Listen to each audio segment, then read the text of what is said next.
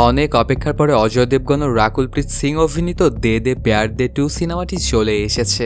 তো আমিও চলে আসলাম এটার এক্সপ্লেইন নিয়ে। তোমাদের জন্য এত কষ্ট করে নতুন নতুন সিনেমার গল্প নিয়ে আসি, তাহলে তো একটা লাইক আমি আশা করতেই পারি। কোনো স্পয়লার না দিয়ে চ্যানেলটা সাবস্ক্রাইব করে চলো তাহলে গল্পের গভীরে ঢুকে পড়া যাক। সিনেমার শুরুতেই দেখা যায় একটা জুটিকে, মধ্যবয়স্ক আশিসের প্রেমিকা অল্প বয়সী আয়েশা। এই সিনেমার কাহিনীটা যদি ভালোভাবে বুঝতে চাও তাহলে প্রথমে দে দে প্যার দে 1টা দেখে আসো। তারপর আমি হালকা করে বলে দিই, আশিস ও আয়েশার বয়সের ডিফারেন্সটা অনেক হওয়া সত্ত্বেও তারা একে অপরকে খুব বেশি ভালোবাসত। কিন্তু যখনই বিয়ের কথা আসে তখন প্রথমে আশিস বারণ করে, এ কারণে একবার তো ওদের ব্রেকআপও হয়ে গিয়েছিল। তারপরে এক পর্যায়ে গিয়ে মেনে যায় আশিস, আর প্রথমে তার পরিবারের সাথে দেখা করিয়ে দিতে নিয়ে যায় আয়েশাকে। সেখানে গিয়ে ওদের অনেক কাহিনী হয়। তারপরেও শেষমেশ আশিসের পরিবারকে কনভিন্স করতে সক্ষম হয় ওরা। এবার আয়েশার বাড়িতে যাওয়ার পালা। যদি এরা মেনে নেয় তাহলেই একমাত্র ওদের বিয়েটা হওয়া পসিবল। এই ব্যাপারটা নিয়ে ওরা পড়ে যায় চিন্তায়, কারণ আশিসের বয়স তো প্রায় আয়েশার বাবার সমান, এমনকি খানিকটা বেশিও হতে পারে। তারপর এগুলো এনে ওরা দুজনেই বসে পড়ে চিন্তায়। কিন্তু এক পর্যায়ে ডিসাইড করে যে ওদের যদি বিয়েটা করতে হয় তাহলে ওদের বাড়িতে কথা বলতেই হবে। তার পরপরই চলে আসে আয়েশা তার বাড়িতে। আয়েশার বাবা রাজ আর মা মিসেস খোরানা। আয়েশাকে দেখে তো মা অনেক খুশি হয়ে যায়, এমনকি জড়িয়েও ধরে। ওই সময়টা আয়েশার বাবা বক্সিং প্র্যাকটিস করছিল। আসলে ওনাকে বলা যায় ফিটনেস ফ্রিক টাইপের মানুষ। বাবার সাথে অনেক ভালো সম্পর্ক আয়েশারও। ওর বাবা দাদা হতে চলেছে, তার মানে আয়েশার একটা ভাই আছে, তার বউয়ের বাচ্চা হবে। ওদের সাথে খুব ভালো সম্পর্ক আয়েশার। আর রাজ তো ছেলের বউ বলতে একদম পাগল, ছেলের বউ যা বলে সে সেটাই করে। তারপর ঘরের মধ্যে থেকে সবাইকে বের করে দিয়ে ভাবির সাথে একা একা কথা বলতে চায় আয়েশা। ওর ভাবসাব দেখেই ভাবি বুঝে গিয়েছিল যে হয়তোবা ও প্রেমে পড়েছে। তারপর জিজ্ঞেস করে ছেলেটা কে আর আমার সাথে দেখা করিয়ে দাও। ও কোথায় থাকে, দেশে নাকি লন্ডনে? তখন আয়েশা বলে লন্ডনে, আমরা একসাথেই থেকেছি, আমাদের 6 মাসের রিলেশনশিপ। এই কথাটা শুনে ভাবি খানিকটা শক খেয়ে যায়। তারপর বলে যে আমাদেরকে তো মেলালেই পারিস। কিন্তু আয়েশা জানে যে একটা সমস্যা আছে, ওর বয়স একটু বেশি। ভাবি জিজ্ঞেস করে কত বড় তোর চাইতে, কিন্তু আয়েশা এক্স্যাক্টলি বলে না যে ওর বয়সটা কত। এটাতে ভাবি একদমই বাবার কাছে এই কথাটা বলার সাহস পায় না। তারপরে ভাবিকে অনেক করে রিকোয়েস্ট করতে থাকে আয়েশা। তখন ওরা একটা প্ল্যান করে যে বাবাকে এখন বলা যাবে না, যখন ওর ভাবির বাচ্চাটা হবে তখন তো বাবা অনেক খুশি থাকবে, সেই সময়টাই বলা যাবে এই খবরটা। তার পরপরই এটা আবার আয়েশা কল দিয়ে জানিয়ে দেয় আশিসকে। একদিন সকালবেলাতে ভাবি অনেক জোরে চিল্লানি দেয়, সবাই সেখানে দৌড়িয়ে আসে। পরে দেখা যায় মা ওকে কোনো একটা খাবার খাওয়াচ্ছিল, কিন্তু সেটা একদমই পছন্দ না ভাবির। সে ডাল মাখনি খেতে চায়। তখন বাবাও তাকে সেখানেই নিয়ে যায়। ওই ধাবাতে খাবার খাওয়ার সময় আয়েশা তার রিলেশনশিপ সম্পর্কে জানায় ওর বাবা মাকে। মোটামুটি সবকিছু খুলেই বলে যে ছেলেটা কী করে এবং কত টাকা কামায়। তারপর ওরা সেখান থেকে চলে আসে বাড়িতে। বাবা মা আয়েশার থেকে ইনকোয়ারি করতে শুরু করে। বাবা তো বারবার জিজ্ঞেস করতে থাকে যে এতদিন তুই আমাকে বলিসনি কেন। তখন আয়েশা জানা যে একটু কমপ্লিকেটেড ছিল বাবা, ফোনে তোমাকে বোঝানো একদমই মুশকিল হতো, এর জন্য সরাসরি দেখা করে বলতে এসেছি। কারণ এই ছেলেটা আমার থেকে বয়সে খানিকটা বড়, এমনকি সে ডিভোর্সিও। তবে আয়েশার বাবা মার এতে কোনো সমস্যা নেই, বলে আমরা তো মডার্ন মানুষজন, ডিভোর্স এটা কোনো প্রবলেমই না। আর বয়স খানিকটা বেশি তো কী হয়েছে, এতে আন্ডারস্ট্যান্ডিং ভালো হবে। তখন আয়েশা আবার বলে ওঠে যে ওর 2টা বাচ্চাও আছে, একটা ছেলে আর একটা মেয়ে। তারপরেও আয়েশার বাবা মা তেমন একটা কিছু মনে করে না, আর এগুলো কোনো সমস্যাই নয় এটা জানায়। মা তখন ওকে আবারও জিজ্ঞেস করে যে তোর থেকে কতটুকু বড়। বাবা তখন বলে ওঠে যে বয়স তো কোনো ব্যাপারই না, এটা একটা জাস্ট নাম্বার। তারপর বাবা মা দুজনেই ওকে জড়িয়ে ধরে। কিন্তু এতক্ষণ ওরা দুজনে মুখে যা বলছিল ওদের চেহারাতে সেটা দেখা যাচ্ছিল না। মনে হয় ছেলের ব্যাপারগুলো শুনে কোনোভাবেই খুশি নয় ওরা দুজন। কিছুদিন পরেই আশিসকে দেশে ফিরতে বলে আয়েশা। তারপর ওকে রিসিভ করার জন্য চলেও আসে এয়ারপোর্টে। গাড়িতে করে দুজনে যেতে থাকে। কিছুক্ষণের মধ্যেই ওরা চলে আসে আয়েশার বাড়িতে। ওর বাবা মা তো অপেক্ষা করছিল আয়েশার বয়ফ্রেন্ডকে দেখার জন্য। আস্তে আস্তে গাড়ির পেছন থেকে বের হয়ে আসতে থাকে আশিস। ওকে দেখে তো হতবাক হয়ে যায় রাজ এবং তার বউ। এটা আমাদের মেয়ে কি করেছে, আমাদের থেকেও বয়সে বড় একটা ছেলেকে ধরে নিয়ে এসেছে, আর বলছে যে এটাই নাকি ওর বয়ফ্রেন্ড। এই সময়টা ওদের দুজনের চেহারাটা একদম দেখার মতো ছিল। তারপর প্রথমবারের মতো ওরা কথা বলে। আশিস জানায় যে আপনাদের ঘরে তো বাচ্চা হতে চলেছে, তার উপরে আমাকে আপনারা চিনেনও না, তো এটাই ভালো হবে যে আমি কোনো হোটেলে গিয়ে থাকি। কিন্তু আয়েশার মা বলে ওঠে যে সেটা কেমনে হয় বাবা, তুমি হোটেলে কেন থাকবে, আমরা মডার্ন মানুষ তো, আমাদের কোনো সমস্যা নেই, তুমি আমাদের বাড়িতেই থাকতে পারো। কিন্তু ওদের দুজনের চেহারা দেখে মনে হচ্ছিল কষ্টে একদম বুকটা ফেটে যাচ্ছে। তারপর ঘরে এসে আশিস আয়েশাকে জিজ্ঞেস করে আমার কেন এটা মনে হচ্ছে যে তুমি তোমার পরিবারকে আমাকে নিয়ে মিথ্যা কথা বলেছো। আয়েশা বলে যে না, আমি তো কোনো মিথ্যে কথা বলিনি, শুধু আসল সত্যটা কিছুটা লুকিয়েছি। তুমি আমার থেকে বড়, ডিভোর্সি, তোমার 2টা বাচ্চা আছে, এগুলো সব কিছুই আমি বলে দিয়েছি, শুধু তুমি আমার থেকে কতটা বড় এইটাই বলিনি।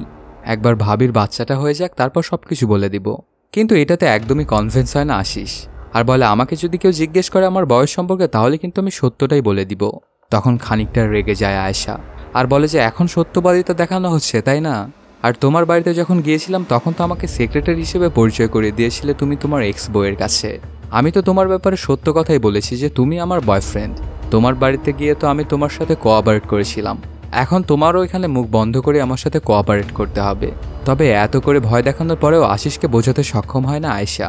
আশিস বলে যে আমি একদমই মিথ্যে কথা বলতে পারবো না, তবে হ্যাঁ যতক্ষণ না কেউ আমার থেকে আমার বয়স জিজ্ঞেস করছে ততক্ষণ আমি বলবো না। এটা শুনে আয়েশা বলে যে ঠিক আছে, তুমি এইটুকুই করো। এদিকে দেখা যায় রাজ তার বউ এবং ছেলে ওদেরকে জিজ্ঞেস করছিল যে আশিসের বয়স কত বলেছিল, কিন্তু আসলে কারোরই মনে নেই। আসল সত্য তো এটাই যে আশিস তোর বয়স বলেইনি। ঠিক তখনই ওই জায়গাতে আশিস, আয়েশা ও ভাবি চলে আসে। সেখানে আসার পর থেকেই সবাই মিলে আশিসের বয়সটা জানার চেষ্টা করছিল, এই জন্য ওকে বিভিন্ন প্রশ্ন করছিল। কিন্তু আশিসকে একটা প্রশ্নেরও উত্তর দিতে দিচ্ছিল না আয়েশা, আর নিজেই সব উত্তরগুলো দিয়ে দিচ্ছিল। তখন বাবা একবার জিজ্ঞেস করে বসে ডিভোর্স হয়েছে কতদিন ধরে তোমার? এই উত্তরটাও আয়েশাই দেয়, বলে 3 মাস হলো ওদের ডিভোর্স হয়েছে, তবে ওরা সেপারেট আছে অনেক দিন ধরেই। এবার বাবা জিজ্ঞেস করে সেপারেট তোমরা কতদিন হলো? তখনই আয়েশা ভাবসাব খারাপ বুঝতে পেরে ওর ভাবির পায়ে একটু ধাক্কা দেয়, আর ভাবিও বুঝে দেয় একটা চিল্লানি, মানে ওদের সবাইকে ডিস্ট্র্যাক্ট করতে হবে যাতে এই প্রশ্নটা ভুলে যায় ওরা। সন্ধ্যাবেলাতে দেখা যায় বাবা মা তো অনেক রাগান্বিত হয়েছিল এই ব্যাপারটা নিয়ে, যে প্রশ্ন ওরা আশিসকে করছে কিন্তু এগুলোর উত্তর দিচ্ছে আয়েশা, আর ওরা তো আশিসের বয়সটাও এস্টিমেট করতে পারছে না। এই জন্য তো বাবা রেগে মেগে বলছে যে আমি এবার ডিরেক্টলি বলে ফেলবো, কিন্তু মা ওকে থামায় আর বলে ওরা শুধু তো বিয়ে করার ডিসিশন নিয়েছে, এখনও তো বিয়ে করে ফেলেনি, তো যা করার এর মধ্যেই করতে হবে। তারপর খাবার খাওয়ার সময় আবারও বিভিন্ন ট্রিকি কোশ্চেন করতে থাকে আশিসের বয়সটা জানার জন্য, কিন্তু এখানেও আবার এসে নাক গলায় আয়েশা। তারপর এক পর্যায়ে আশিসকে ডাল অফার করে, কিন্তু আয়েশা জানায় যে ও ডাল খায় না। এই ব্যাপারটা শুনে তো মাথায় নষ্ট হয়ে যায় রাজের, আর ঘরে এসে বলতে থাকে ওই মানুষকে কেমনে বিশ্বাস করা যায় যে কখনো ডাল খায়নি? তুমি কি এমন কাউকে চেনো যে ডাল খায় না? বউ বলে যে না, আমি তো এমন কাউকে চিনি না। তারপর পরই রাজ ডিসাইড করেই ফেলে যে আমি ডিরেক্টলি বলে ফেলবো ওর বয়সটা। সন্ধ্যাবেলাতে পানি খাওয়ার সময় আশিসকে বারবার বয়স নিয়ে খোঁচা দিচ্ছিল রাজ। ঠিক তখনই ওর ফোনে একটা কল আসে। ওর সেক্রেটারি আশিসের সম্পর্কে সবকিছু বলতে শুরু করে। ফোনের সাউন্ডটা অনেক বেশি থাকায় রাজের সেক্রেটারির কথাগুলো সবাই শুনতে পাচ্ছিল। আশিসের জন্ম হয়েছিল 1974 সালে। ওর বয়স এখন 51 বছর 5 মাস। ওর বউ মঞ্জু চাওলা, সে কিনা একটা রিসর্ট চালায়। ওদের 2টা বাচ্চা আছে, 25 বছর বয়সী মেয়ে ইশিকা আর 22 বছর বয়সী ছেলে ঈশান। 1999 সালে ওদের বিয়ে হয়, আর 2005 সাল মানে 20 বছর আগে আশিস চলে যায় লন্ডনে। ওই দেশের সিটিজেনশিপ পায় 2011 সালে। বাবা যে আশিসের ওপর স্পাই লাগিয়েছিল এটাতে অনেক রাগান্বিত হয়ে যায় আয়েশা, আর বলতে থাকে তোমার যদি জানার কিছু থাকে তাহলে আমাদেরকে বলতে পারতে, তুমি এভাবে ওর পিছনে স্পাই না লাগালেও পারতে। তারপর সেখান থেকে বাবা মা দুজনেই উঠে চলে যায়। ঘরে আসার পরে বাবার মাথার মনে হচ্ছিল সবগুলো তারই ছিঁড়ে গিয়েছে। বলতে থাকে আমার থেকে মাত্র 1.5 বছরের ছোট আশিস, আমাদের মেয়ের মাথা কি নষ্ট হয়ে গেছে যে এত বয়স্ক একটা লোকের প্রেমে পড়েছে? আমার তো মনে হয় আমার মেয়েকে জাদুটোনা করেছে সেই লোকটা। তখন দেখা যায় মায়েরও রাগ, বলে আমরা যে ওকে স্বাধীনতাটা দিয়ে রেখেছি এর জন্য আমাদের সাথে এমনটা করলো আয়েশা। আশিস তো আমার থেকে মাত্র 1 বছরের ছোট, কিভাবে ওকে জামাই হিসেবে আমরা মেনে নিই? তারপরেই বাবাকে দেখা যায় বন্দুক বের করতে, একদম সে গিয়ে গুলি করে দিবে আশিসকে, কিন্তু মা ওকে কোনো মতে থামিয়ে নেয় আর বলে ফোর্স করে আমাদের মেয়েকে কিছুই করানো সম্ভব নয়, এই জন্য আমাদেরকে বুদ্ধিমতো কাজ করতে হবে। তার পরপরই বাবা মা দুজনেই চিন্তায় পড়ে যায় কিভাবে ওদের দুজনের প্রেমের সম্পর্কটা নষ্ট করা যায়। কিছুক্ষণ পরে আয়েশাকে কল দিয়ে ঘরের মধ্যে ডাকে। আয়েশা ঘরে আসার পরে মা জিজ্ঞেস করে আমাদেরকে মিথ্যা কথা কেন বলেছ? আয়েশা বলে কই, আমি তো কোনো মিথ্যা কথা বলিনি। আশিস আমার থেকে বয়সও বড়, এটা তো তোমাদেরকে আমি আগেই জানিয়ে দিয়েছিলাম। তখন বাবা আস্তে আস্তে বলতে থাকে আয়েশাকে এই সময়টার জন্য আমি গত 27 বছর ধরে অপেক্ষা করেছি। তুই কবে আসবি আমার কাছে তোর বয়ফ্রেন্ডকে নিয়ে আর বলবি যে আমি ওকে ভালোবাসি? তখন প্রথম আমি মেনে নেব না, ওকে ভয় দেখাবো, ধমকাবো, তারপর গিয়ে আমি এগুলো মেনে নিব, কিন্তু তুই সবগুলো একদম ধুলোর সাথে মিশিয়ে দিলি। তখন আয়েশা বলে আশিস আসলেই খুব ভালো ছেলে বাবা, আমাকে অনেক ভালোবাসে, আমাকে সবসময় সে খুশি রাখে, সে একদম তোমার মতোই সলিড মানুষ বাবা। তখন বাবা ওকে আবারও বলে আমি তোর ডিসিশনে কখনো কিচ্ছু বলিনি, কিন্তু তোর এই ব্যাপারটা আমি কোনোভাবেই হজম করতে পারছি না। তুই আমার বয়সী লোককে নিয়ে আসলি, আমার মনে হচ্ছে তুই এটা ভুল করতে যাচ্ছিস। তা আমি বাবা হয়ে তোকে এই ভুলটা কিভাবে করতে দিতে পারি বল? কিন্তু আয়েশাকে কোনোভাবেই যেন বাবা বুঝাতে পারছিল না। তখন বাবা আরও বলে, আমার মনে হয় না আশিস একজন ভালো ছেলে, কারণ সে তো মঞ্জুকে প্রেম করেই বিয়ে করেছিল। তাকে ছেড়ে 2 বাচ্চাকে ছেড়ে পালিয়ে গিয়েছিল বিদেশ। সে তোর সাথেও ঠিক এমনটাই করতে দ্বিতীয়বারও চিন্তা করবে না। তবে এই ব্যাপারগুলো শুনে অনেকটাই রেগে যায় আয়েশা, আর বাবার সাথে খারাপ টোনে কথা বলতে শুরু করে। তখন বাবাও খানিকটা ওর উপরে রাগ দেখায়, কিন্তু তারপরেও কিছুই কেয়ার করে না আয়েশা, আর বলে, আমি তোমার পারমিশন নিতে এসেছিলাম ঠিকই, কিন্তু এমন না যে তুমি পারমিশন না দিলে আমি ওকে বিয়ে করব না, কারণ আমার প্রয়োজন নেই তোমার পারমিশনের, এখন আমি অ্যাডাল্ট। তখন বাবাও রাগান্বিত হয়ে বলে, আমি যদি চাই তাহলে 10 মিনিটের মধ্যে আমি ওকে গায়েব করে দিতে পারি, তো তুই চাইলে ওকে তুই বিয়েটা করতে পারবি না। এটা শুনে তো আরও অনেক রাগান্বিত হয়ে যায় আয়েশা, আর বলে, বাবা তুমি তোমার পাওয়ারের ব্যবহার করতে চাচ্ছ, তাও আবার আমার বিপক্ষে। তখনই বাবা আরও কিছু বলতে যাবে, ঠিক তখনই চিল্লাতে শোনা যায় ভাবিকে। দেখা যায় এবার আসলেই বাচ্চা হতে চলেছে ভাবির। তারপর বাড়িতে থাকা সবার মুডই চেঞ্জ হয়ে যায়। কিছুক্ষণের মধ্যেই ভাবিকে নিয়ে আসা হয় হাসপাতালে। ওদের কোল আলো করে আসে একটা কন্যা সন্তান। এতে পরিবারের সবাই তো খুব খুশি। হাসপাতালে আবার আশিসও চলে আসে। তখন ভাবির বাবা রাজকে জিজ্ঞাসা করে, এটা কে? বাবা জানায় যে আমার কলেজ ফ্রেন্ড, এখন লন্ডন থাকে। ও কিছুদিন ধরে এসেছে এবং এখন আমাদের সাথেই আছে। এটা শুনে ওরা তো সবাই খুশি, শুধুমাত্র আয়েশা ছাড়া, কারণ ওর বয়ফ্রেন্ডকে নিজের ফ্রেন্ড হিসেবে বলল তার বাবা। তারপর থেকেই সবাই পাগল হয়ে থাকে বাচ্চাটাকে নিয়েই। কিন্তু বাবা একটুও ভাও দিচ্ছিল না আশিসকে, এজন্য খানিকটা রেগে যায় আয়েশা। তখন আয়েশা বাইরে চলে আসে আশিসকে নিয়ে, আর বলে, চলো আমরাও একটা বাচ্চা করে ফেলি। তখনই সেখানে চলে আসে বাবা, তার কিছুক্ষণ পরে ওর মা। ওদের মধ্যে ঝামেলা যেন একদম কমছিলই না। বাবা বলে যে, তোর ভাবি 6 দিন পরে বাপের বাড়ি যাবে, তখন না হয় এগুলো নিয়ে আমরা কথা বলবো, আর এখন তুই তোর ভাবির সাথেই থাক। তখন আয়েশা আশিসকে বলে যে, এটাই সুযোগ, বাবা মার সাথে তুমি একাই থাকবে, আর ওদেরকে পটানোর চেষ্টা করবে যেমনভাবে আমাকে পটিয়েছিলে। তারপর রাজ, মিসেস ও আশিস গাড়িতে করে বাড়ির উদ্দেশ্যে রওনা হয়। তখন গাড়ির রেডিওতে একটু চালু করলে একটা বয়স্ক হাজব্যান্ডকে নিয়ে গান শোনা যায়। এতে সেখানে থাকা সবাই একটু ইম্বারেসড হয়। বাসায় গিয়ে আশিস কল দেয় ওর বন্ধু সামিরকে, ওর থেকে কিছু হেল্প চায়। তখন সামিরও ওকে বলে দেয়, এত চিন্তার কিছু নেই, যেভাবে আয়েশাকে পটিয়েছিল ওইভাবেই ওর বাবা মাকেও পটিয়ে ফেল। পরদিন সকালবেলাতে রাজ ও তার বউ যখন নাস্তা করার জন্য বাইরে যাবে, ঠিক তখনই দেখতে পায় আশিস রান্নাঘরে। সে অনেক কিছু নাস্তা বানিয়ে ফেলেছে এইটুকু সময়ের মধ্যেই। এতে বাবা মা খানিকটা অবাক হয়। তখন দেখা যায় অনেকগুলো বস্তা নিয়ে সেই বাড়ির কাজের লোকগুলো ভিতরে ঢুকে। এগুলো আসলে আশিস ওদেরকে আনতে বলেছিল। আশিস একটা গল্পও শোনায় ওদেরকে। সকালবেলাতে যখন সে জগিংয়ে গিয়েছিল, তখন তার বাবার ছোটবেলার বন্ধুর সাথে দেখা হয়েছিল এবং সেই ওকে এইগুলো দিয়েছে। কিন্তু ওর গল্পটা একদমই বিশ্বাস করে না রাজ এবং তার বউ, কারণ একজন 80-85 বছর বয়সী বৃদ্ধ মানুষ কিভাবে এতগুলো বস্তা নিয়ে ঘোরাঘুরি করবে, তা আবার সকালবেলাতে। তারপর একটা জায়গায় এসে বসে যায় ওরা দুজন। কিছুক্ষণের মধ্যেই আশিসও খাবার নিয়ে চলে আসে সেই জায়গায়। প্রথমে সে তো আয়েশার মাকে ভাবি বলে ফেলে। এটা শুনে ওরা শক খেয়ে যায়। তারপর নিজেকে শুধরে নিয়ে যখন আম্মু বলে, তখন আরও বেশি শক খেয়ে যায় ওরা দুজনই, কারণ ওদের প্রায় সমবয়সী একজন মানুষ ওকে আম্মু বলছে, এটা কিভাবে ওরা মেনে নিতে পারে।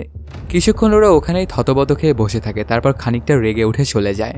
পরদিন সকালবেলাতে যখন ভাবির বাচ্চা সহ সবাই বাড়িতে এসে পৌঁছে, তখন ওদেরকে পূজা করে ওয়েলকাম জানাচ্ছিল আশিস। এটাতে তো প্রায় সবাই খুশি। তার পরপরে ভাবির বাবা এবং মা আশিসকে তাদের বাড়িতে একটা পার্টির জন্য ইনভাইট করে। আশিসও না করতে পারে না। 5 দিন পরে সেই পার্টিতে চলেই আসে আশিস। আয়েশা যখন আশিসের কাছে এসে ওর সাথে হেসে হেসে কথা বলছিল, তখন বাবা যেন এটা দেখে প্রায় ফেটেই যাচ্ছিল। তারপরও নিজেকে সামলে নেয়। কিছুক্ষণ পরে আয়েশা যখন ওখান থেকে একটু অন্য সাইডে যায়, তখন একটা ছেলে আয়েশার দিকে তাকিয়েছিল। এটা আবার লক্ষ্য করে ওর বাবা, আর অনেক রাগান্বিত হয়ে এসে ওই লোকটাকে ভয় দেখায়। তারপর এক পর্যায়ে তো ওই লোকটাকে মারতেই শুরু করে দেয় রাজ। সেখানে অনেক বড় একটা সিন ক্রিয়েট করে ফেলে। তার পরপরই ওখানে চলে আসে আশিস এবং ওনাকে থামায়। এটাতে বাবা তো আরও রেগে যায় আশিসের উপরই, কিন্তু ওকে কিছু বলে না, আর অনেক রাগান্বিত হয়ে সেখান থেকে গাড়ি নিয়ে বের হয়ে চলে আসে। ওদের পিছনে পিছনে এবার আসতেছিল আয়েশা। কিছুক্ষণ পরেই বাবার গাড়ির সামনে ওর গাড়িটা থামায়, আর বাবাকে খানিকটা রাগান্বিত স্বরে বলে, তুমি তো এর উপরে রেগে আছো, তো একে মারো। আমি জানি তোমার রাগ আশিসের ওপর, এর জন্যই তুমি অন্য কাউকে মারধর করলে। তখন বাবাও মেয়ের ওপর অনেক রেগে যায়, আর বলে, তোদের এই রিলেশনশিপটা আমি কিভাবে মানুষের সামনে বলবো? সবাই আশিসকে আমার বন্ধু মনে করে, এখানে আমার কি কিছু করার আছে? মানুষ তোকে নিয়ে কী বলবে, সবাই হাসি ঠাট্টা করবে, আর এটা আমি কোনোভাবেই মেনে নিতে পারবো না। কিন্তু এগুলোর কিছুই কেয়ার করে না আয়েশা, আর বলে যে কে কী ভাবলো সেটাতে আমার কোনো মাথা ব্যথা নেই। তবে তুমি এটা কেন বলছো না যে আশিসকে নিয়ে সমস্যাটা আসলে তোমার চোখে তো আমাদের এটা একটা সস্তা রিলেশন। সস্তা একটা ইয়াং মেয়ার টাকাওয়ালা একটা সস্তা বৃদ্ধ, তার মানে আমাদের প্রেমটাও সস্তা, তাই না? তুমি তো এভাবেই দেখো আমাদের ওই রিলেশনশিপটাকে, তাহলে বলো না কেন? এগুলো শুনে বাবা অনেক রাগান্বিত হয়ে এই একই কথাগুলো বলে। তবে এগুলোর কোনো কিছুই কেয়ার করে না আয়েশা, আর আশিসকে নিয়ে চলে আসে। এখানে দেখা যায় সামিরও এসেছিল। তখন ওর বাবার উপরে অনেকটাই রাগান্বিত অবস্থায় দেখা যায় আয়েশাকে, কিন্তু ওকে বোঝাতে থাকে আশিস। বলে যে কোনো বাবাই তার মেয়ের এরকম ঝামেলা বোধ করবেই, কিন্তু এখানে ক্ষতি তো হলো আমার। তবে এটা শুনে অনেক রেগে যায় আয়েশার, বলে তোমার কি ক্ষতি হলো? ওরা তো আগেও তোমার শ্বশুর শরীর ছিল না, সমস্যা তো হলো আমার, আমি আমার বাবা মাকে হারালাম।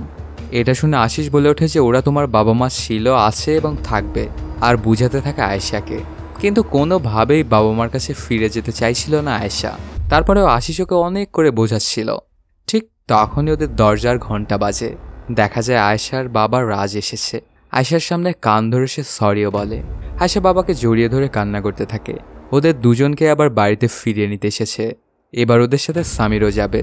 ওরা বাড়িতে ফিরে আসলে তো বাড়ির সবাই অনেক খুশি হয়ে যায়।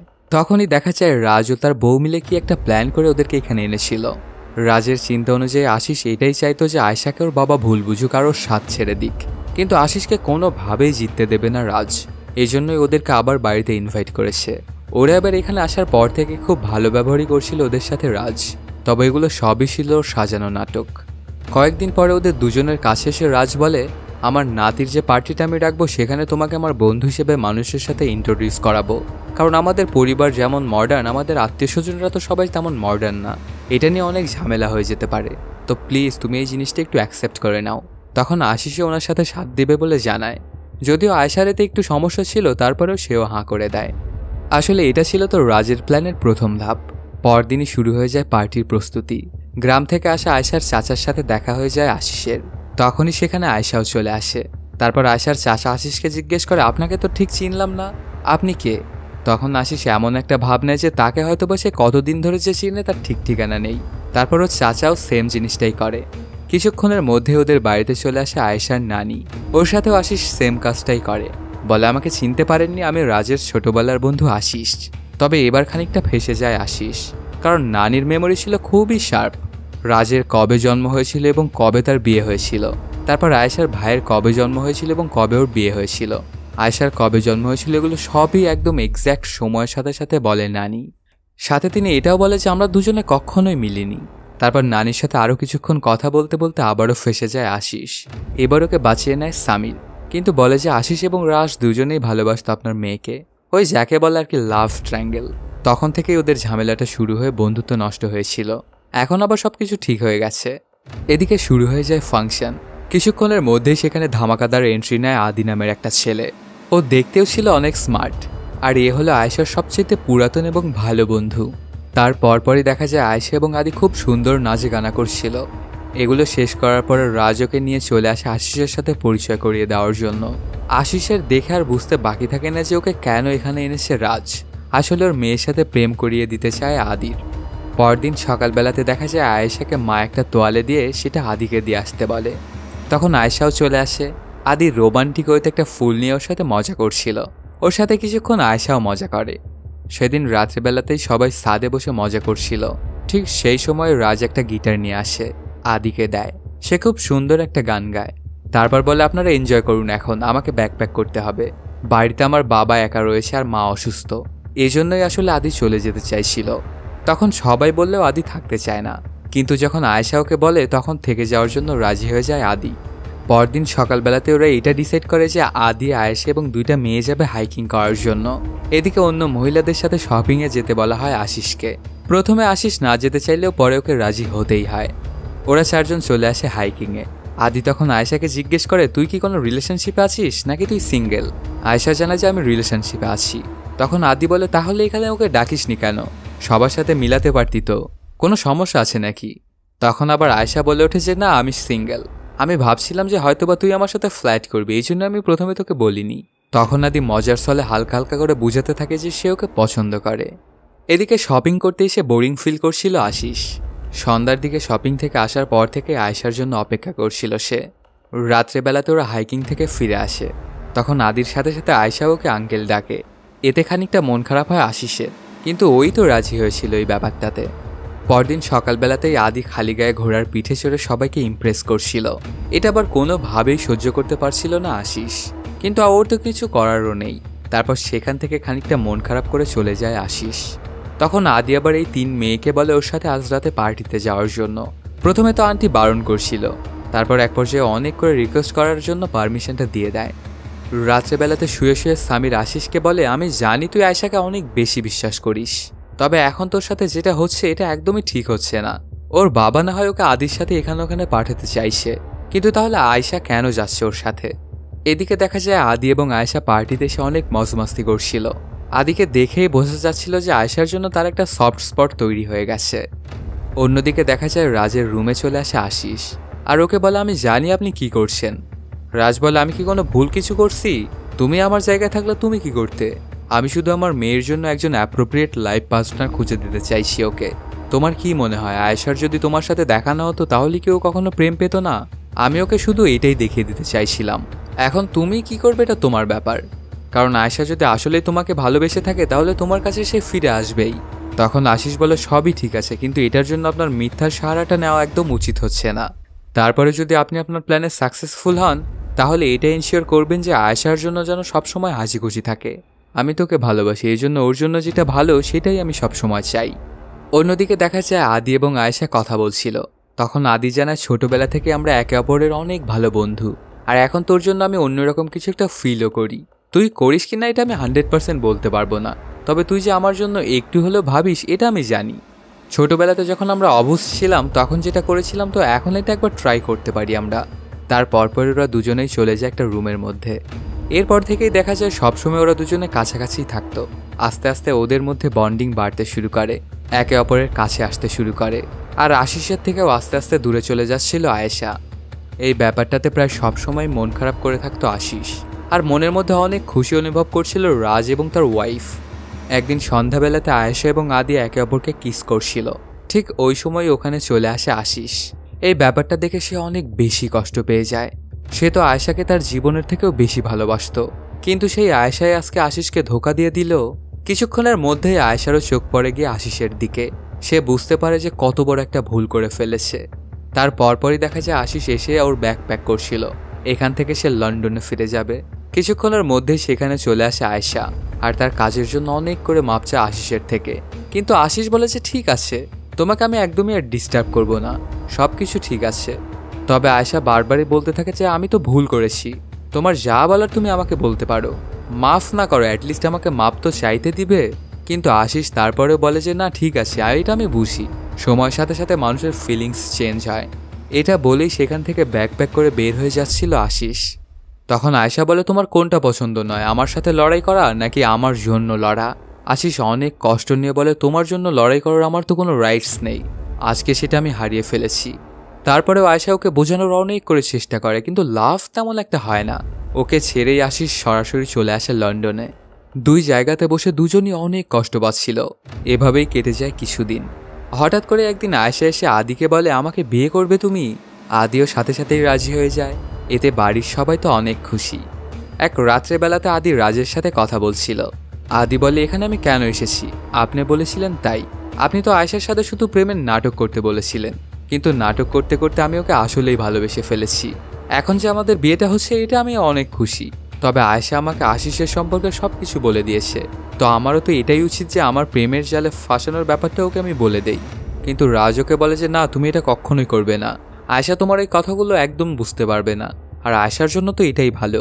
তো হাজার সত্যের থেকে একটা মিথ্যে ভালো, যেটা কারো উপকার করার জন্য বলা হয়। আর আমি শিওর যে আয়েশাও তোমাকে এখন ভালোবাসে, তো যেটা হচ্ছে এটা হতে দাও। এদিকে কয়েকদিন পরে সামিরকে কল দেয় আয়েশা, জানায় আমি আর লন্ডনে ফিরতে পারবো না, তো আমার জিনিসপত্রগুলো আশিসকে দিয়ে একটু পাঠিয়ে দিবেন। তার যে বিয়ে হতে চলেছে এটাও জানায়। সাথে সে আশিসের সাথে কথাও বলতে চায়, কিন্তু আশিস তো ওর সাথে কথা বলবে না। সে ওর বন্ধুকে বলে, তুই অ্যাড্রেসটা ওকে দিতে বলিস, আমি ওখানে জিনিসপত্র পাঠিয়ে দেব। অন্যদিকে শুরু হয়ে যায় ওদের দুজনের ওয়েডিং প্রিপারেশন। কিছুদিনের মধ্যেই সম্পন্ন হয়ে যায় দুজনের এঙ্গেজমেন্ট। বাবা খেয়াল করে দেখতে পায় আয়েশা অতটা খুশি নয় যতটা সে আশিসের সাথে থাকতো। এদিকে দেখা যায় আশিস তার বড় বাংলোটাও বিক্রি করে দিল, কারণ এখানে তো সে আয়েশাকে নিয়ে থাকতে চেয়েছিল, কিন্তু এখন তো সেই নেই, তাহলে এত বড় বাংলো দিয়ে সে কি করবে? কিছুক্ষণের মধ্যে ওর ফোনে একটা কল আসে। আয়েশা কল দিয়েছিল। প্রথম কিছুক্ষণ তো ওরা দুজনের কেউই কথা বলে না। তারপর আয়েশা জানতে চায়, আজকেও কি তোমার বলার কিছুই নেই? আশিস বলে হ্যাঁ আছে, সামির আমাকে সবকিছু বলেছে, তুমি জায়গা বলে দিও, তোমার জিনিসপত্র সবগুলো আমি পাঠিয়ে দেব। তখন আয়েশা বলে তোমার এত কিছু আমি ক্ষমা করে দিলাম, আর তুমি আমার একটা ভুল ক্ষমা করতে পারলে না? এটাই হয়তোবা তোমার ভালোবাসা এবং আমার ভালোবাসার মধ্যে পার্থক্য ছিল। ভালো থেকো তুমি। এটা বলেই ফোনটা কেটে দেয় আয়েশা। পরদিন সকালবেলাতেই দেখা যায় আয়েশার গায়ে হলুদ দেওয়া হচ্ছিল। তখন আয়েশার ভাই ওর বাবাকে বলে, বাবা তুমি জিতে গিয়েছো, তবে তুমি আয়েশাকে বিট্রে করছো বাবা, যেটা আমার মেয়ের সাথে আমি কখনোই করব না। এই কথাটা বাবাকে ভাবিয়ে তোলে। তারপর সেদিন সন্ধ্যাবেলাতেও আয়েশা যখন নাচতে ছিল তখন ওকে কান্নারত অবস্থায় দেখতে পায় রাজ। এটাতে ওর চিন্তা যেন আরও বেড়ে যায়। ফাংশন শেষ হলে আয়েশা তার রুমের মধ্যে গিয়ে কান্না করছিল। তখন সেখানে চলে আসে ওর মা আর বলে তোর কি হয়েছে? আয়েশা বলে আমি যে কি করছি সেটা আমি নিজেই জানি না। আশিসের ওপর ইগো দেখে আমি মনে করেছিলাম আদিয়া হয়তো বা আমার জন্য বেস্ট, কিন্তু এখন তো মনে হচ্ছে সেটা একদমই না। এই কথাগুলো আবার ফোনে শুনছিল ওর বাবা। আয়েশা আরও বলে বাবাকে তুমি এই কথাগুলো একদম বলবে না, আর কার ওপর আমার ভরসা থাকবে বা না থাকবে, কিন্তু আমার বাবার উপরে ভরসা আমার সবসময় আছে। উনি আমার জন্য যেটা করেছেন সেটা একদম ঠিকই করেছেন, হয়তো ওনার ওপর আমার পুরো বিশ্বাস রয়েছে। এটা বলেই অনেক কান্না করতে শুরু করে দেয় আয়েশা। অন্যদিকে দেখা যায় ফোনে ওর কথাগুলো শুনে এদিকেও কান্না করছিল রাজ। তারপর সেখানে চলে আসে ওর মা। তখন রাজ বলে আমি আমার মেয়ের সাথে অনেক বড় একটা ভুল করে ফেলেছি।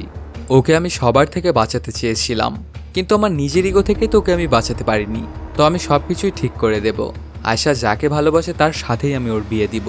এইসব কিছু বলেই ব্যাগ প্যাক করে গুছিয়ে বেরিয়ে পড়ে লন্ডনের উদ্দেশ্যে আশিসকে কনভিন্স করার জন্য। অন্যদিকে দেখা যায় আশিসকে সামির বোঝাচ্ছিল, যাকে তুই ভালোবেসেছিস তাকে কি এত সহজে তুই যেতে দিবি? ওর জন্য কি তুই একটুও লড়াই করবি না? এই ছিল তোর ভালোবাসা? এইসব কথাগুলো শুনে কনভিন্স হয়ে যায় আশিস। তারপর আয়েশার বাড়ির উদ্দেশ্যে রওনা হয়। এটা আবার কল করে আয়েশাকে জানায় সামির। তখন আয়েশা একটা ইভিল হাসি দেয়। এর পেছনে একটা গল্প রয়েছে। আসলে সব কিছুই আয়েশারই প্ল্যান করা ছিল। একদিন যখন রাজ আর আশিস কথা বলছিল তখন সেটা পাশ থেকে শুনে ফেলেছিল আয়েশা, আর এই প্ল্যানটা বানিয়ে ফেলে। যেদিন আয়েশা আর আদি ঘরের মধ্যে ঢুকেছিল সেদিন আদিকে অনেক করে মারধর করতে থাকে আয়েশা, কারণ সে আদির সত্যটা জেনে গিয়েছিল। তখন আদির মুখ থেকে আবার শুনে সবকিছু। ওর বাবা মা এবং আয়েশার সামনে ওরা নাটক করতে থাকে। সেদিন যে ওরা কিস করেছিল এটাও ছিল এই নাটকেরই একটা অংশ। তারপর ওদের দুজনের বিয়ে করার ব্যাপারটাও, সাথে আয়েশার মন খারাপ করে থাকার ব্যাপারটাও এক ছিল নাটকেরই অংশ। এত কিছুর পরেও বাবা কিছুতেই মানতে চাইছিল না। তখন ওরা ওদের শেষ চালটা চালে, আর এটাতেই ঘায়েল হয়ে যায় বাবা। এদিকে দেখা যায় বাবা চলে আসে এয়ারপোর্টে লন্ডনে যাওয়ার জন্য। ঠিক তখনই ওর ফোনে সামিরের কল আসে। সে জানায় আশিস তো অনেক পাগল হয়ে গেছে, সে আপনাদের ওখানে যেতে চাইছে বিয়েটা ভাঙার জন্য, তো ওখানে আপনি সব ব্যবস্থা করে রাখবেন। আমি আয়েশার ভালো চাই জন্য আপনাকে কল করে এগুলো বললাম। তবে এটা শুনে খুশি হয়ে যায় বাবা, আর বাড়িতে ফোন দিয়ে বলে দেয় ওর বউকে। কয়েক ঘন্টা পরেই চলে আসে আশিস। বাবাকে দেখে প্রথমে তো সে ভয় পেয়ে যায় আর বলে আপনি যতই চান না কেন আমাকে আপনি থামাতে পারবেন না। কিন্তু বাবা বলে তোমাকে তো আটকানোর জন্য এখানে আমি আসিনি, তোমাকে আমি নিয়ে যেতে এসেছি। কিন্তু ওনার কথাতে এবার বিশ্বাস করে না আশিস। তারপর দুজনে আলাদা আলাদাভাবে চলে আসে ওদের বাড়িতে। আশিস বলতে থাকে যে আমি তোমার জন্য এসেছি কারণ আমি তোমাকে ভালোবাসি। তখন রাজ বলে যে আমি ওকে নিয়ে এসেছি কারণ আমি তোমার জন্য কেয়ার করি। এগুলো শুনে খানিকটা শখ খাওয়ার অভিনয় করে আয়েশা আর বলে আশিস এখানে এসেছে তো কেন এসেছে? আর বাবা তুমি যে ওকে নিয়ে এসেছো কিন্তু কেন? বাবা তখন বলে তুমি তো আশিসকে ভালোবাসো, তাহলে তুমি ওকেই বিয়ে করো, এর জন্য ওকে আমি ধরে নিয়ে এসেছি। কিন্তু এবার কোনোভাবেই মানতে চাইছে না আয়েশা। বাবা এবং আশিসকে তাদের কৃতকর্মের জন্য সাজা দিচ্ছিল, এই জন্য অনেকক্ষণ ধরেই ওদের সাথে মজা নেয়। এখন আর বাবার কোনো সমস্যা নেই আশিসের সাথে ওকে বিয়ে দিতে, কিন্তু এবার আয়েশাই এমন একটা ভাব দেখাচ্ছিল যে সে কোনোভাবেই আশিসকে আর বিয়েটা করতে চায় না। সে এখন আদিকে ভালোবাসে। আদি ওই নাটকটা চালিয়েই যাচ্ছিল। অনেকক্ষণ ধরে ওরা এমনটাই করে। তারপর বলে যে ঠিক আছে আমি ওকে বিয়েটা করতে পারি, কিন্তু তুমি তো কখনো আমাকে ছেড়ে যাবে না। আশিস বলে যে না কখনো না। তখন বাবাও জানায় যে আমিও আশিসকে মন থেকেই মেনে নিয়েছি। তারপর আদি এবং আয়েশার বিয়েটা বন্ধ করে ওরা।